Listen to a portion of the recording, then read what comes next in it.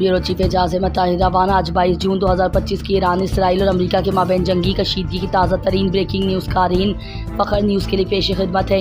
22 جون کی شب امریکا نے B-2 بمباریادوں اور ٹام ہوک میزائلوں کے ذریعے فردو، نتنز اور اصفہان میں 3 اہم جوہری تنصیبات مکمل طور پر تباہ کر دی۔ اگر ایران امن پر آمادہ نہ ہوا تو ایران پر مزید اسے جنگی حملے ممکن ہیں۔